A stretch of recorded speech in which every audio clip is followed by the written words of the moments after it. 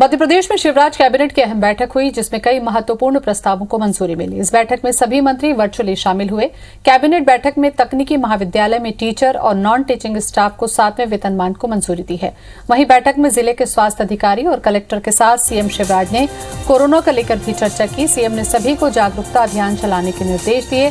साथ ही सीएम ने बताया कि सभी जिलों में बिस्तरों की पर्याप्त व्यवस्था है। वहीं उन्होंने सभी कलेक्टर्स और स्वास्थ्य अधिकारियों को अस्पतालों में व्यवस्थाएं करने के निर्देश दिए।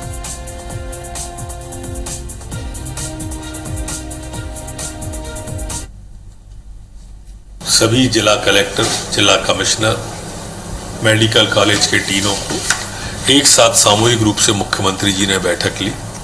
वर्चुअल बैठक में आज उन्होंने कोरोना के संबंध में काफी गंभीरता इसमें ली है। वैक्सीनेशन का दायरा बढ़ाने के बारे में भी आज निर्देश दिए गए। जिले के बाहर भी, जिले के अंदर भी क्या स्थिति है, इसकी लगातार समीक्षा की है। जो संक्रमण बढ़ रहा था उसकी भी समीक्षा की कि वो अब थमा है।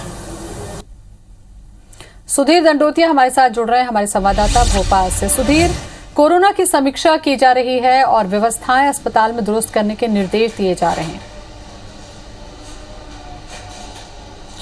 देखिए, बिल्कुल ज्योति, अगर बात करें तो मंत्रियों के साथ में व्यवस्थाओं के साथ और कोरोना की जो वर्तमान हालत है मध्य प्रदेश के अंदर, उनको लेकर कैबिनेट की बैठक में मुख्यमंत्री ने चर्चा की और वर्चुअल माध्यम से न केवल मंत्री इस कैबिनेट की बैठक में शामिल हुए, बल्कि जिले के जो स्वास्थ्य अधिकारी हैं, इसके अलावा जिले के कलेक्टर हैं, उनको भी इस बैठक में शामिल किया गया था। किस जिले में क्या हालात है और बिस्तरों को लेकर क्या कुछ व्यवस्थाएं, इन तमाम बिंदुओं पर मुख्यमंत्री ने चर्चा की। और उसके बाद में मंत्रियों को साफ तौर पर मुख्यमंत्री को से निर्देश दिए गए कि पैनिक होने की जरूरत बिल्कुल भी नहीं है। प्रदेश सरकार ने पर्याप्त बिस्तरों की व्यवस्था करके रखी है।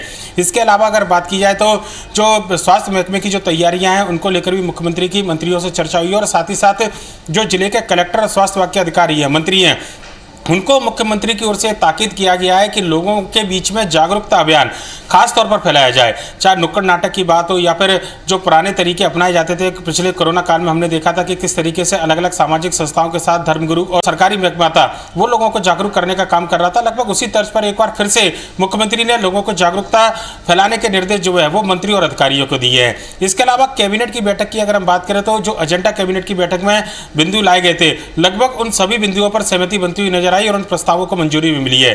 खासकर मध्य प्रदेश के जो तकनीकी महाविद्यालय है, उसके अंदर टीचिंग और नॉन टीचिंग जो स्टाफ थे, उनको 7वां वेतनमान केंद्र सरकार के अनुसार पुनरीक्षित दिया जाना था। उस प्रस्ताव को आज कैबिनेट की बैठक में मंजूरी मिली है। इसके अलावा जो शहरी क्षेत्र में जो अभ्यारण्य आते हैं, उनको लेकर जो शुल्क है, प्रवेश शुल्क, उसमें वित्त विभाग की गाइडलाइन के अनुसार शुल्क वसूलने का निर्देश भी आज कैबिनेट की बैठक में हुआ। इस प्रस्ताव को भी मंजूरी मिली है। इसके अलावा अगर बात करें तो जो दीनदयाल रसोई जो प्रदेश भर के अलग अलग नगर पालिका और नगर निगम के अंदर चलाई जा रही थी, उसमें शहरी आजीविका मिशन के अंतर्गत अब इन रसोइयों को प्रदेश के जो नए गठित 29 नगरीय निकाय हैं, उनके अंदर विस्तार करने के प्रस्ताव को भी आज कैबिनेट की बैठक में मंजूरी मिली है। बालाघाट के अंदर आबकारी विभाग का जो एक भवन हुआ करता था, उसको बेचने की अनुमति मिली है। लगभग 8 करोड़ 80 लाख रुपए की राशि जो है निर्धारित की गई है, जिस पर इस पूरे भवन की जमीन की जो रजिस्ट्री है वो अब वाणिज्यकर विभाग कर सकेगा। साथ ही साथ वाणिज्यकर अपील जो बोर्ड था, उसके अंदर अस्थायी जो पद बनाए गए थे, उनको निरंतर जारी रखने के प्रस्ताव पर भी आज कैबिनेट की बैठक पर मंजूरी मिली है।